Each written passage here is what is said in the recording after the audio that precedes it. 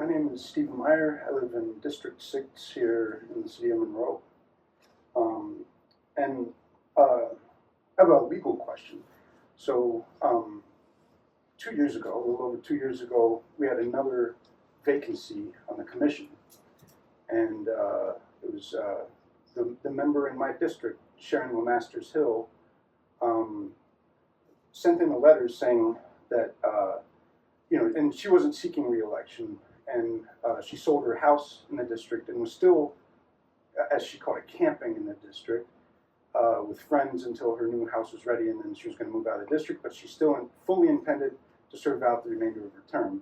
And she consulted with the legal counsel and the Bureau of Elections, and as her letter kind of suggests, maybe she was getting pressure to resign, and so she ended her letter saying, on August 1st, to avoid any perception of wrongdoing, that maybe she, shouldn't still be serving, she resigned.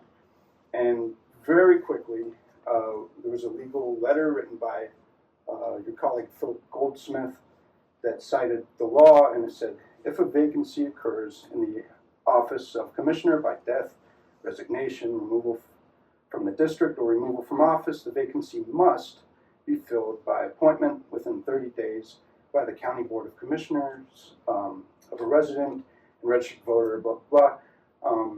And so we find ourselves in that circumstance again, in that little period between the primary and the general election. And as happened 2 years ago, since David Venzel received the most votes in the primary, Mark Brant used that as his reasoning to appoint David Venzel to fill out the remainder of Sharon LeMasters Hill's term.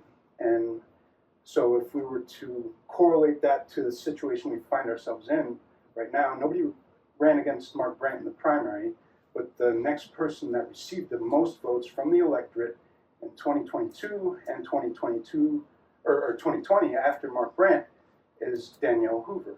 And so if we must, if this letter was true then, it should be true now, fill that vacancy within 30 days, and before November 1st, I think we should appoint Danielle Hoover.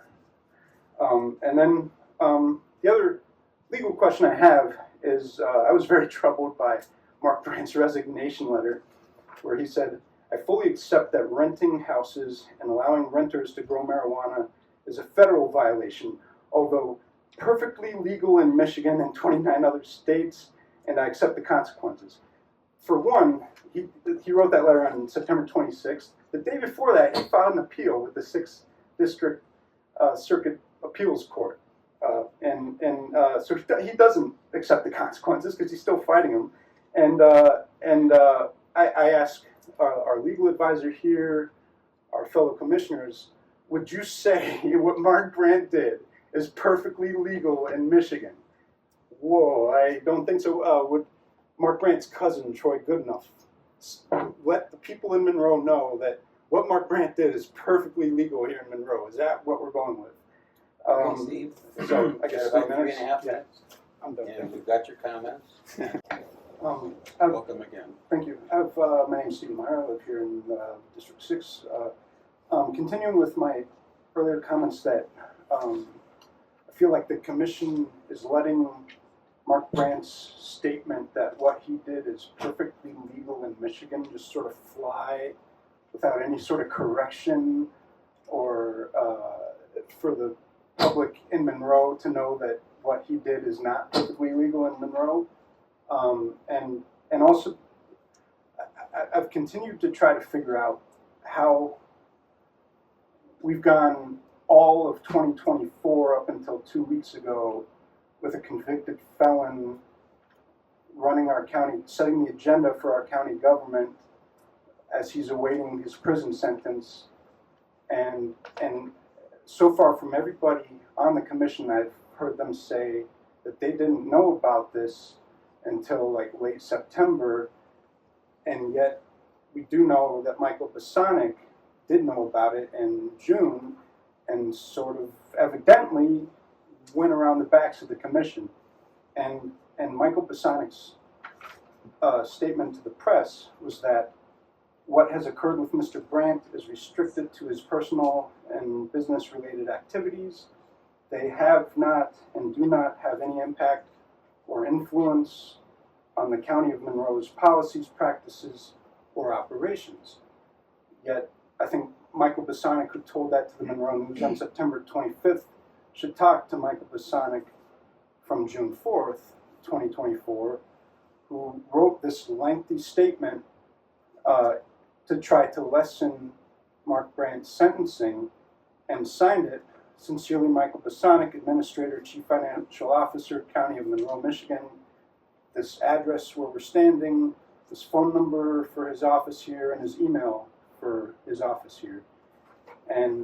So he's using the county government around the backs of the commission to try to lessen Mark Brant's felony sentencing. And early on, my commissioner, David Venzel, told the press that in my 2 years working with Mark, he has always put the best interests of Monroe County first. He said that on September 25th also. But then at the Community College Forum, he was the only sitting member that attended that, by the way. He said, the cause of the lack of transparency was the person in question, I assume that was Mark Brant, and it was his immediate subordinates, who I assume was Michael Bosonic and Andrea Armstrong. And then, David Venzel said this from stage, and he said, and I'll tell you that the upper level management of the county did not share that information with any of my fellow commissioners. And so at our last meeting 2 weeks ago, David Hoffman said, if we had known about this, we would have taken care of the problem. But from my opinion, as I've laid out, I think the problem persists, and I'm not hearing anybody taking care of it. So how are you going to take care of it?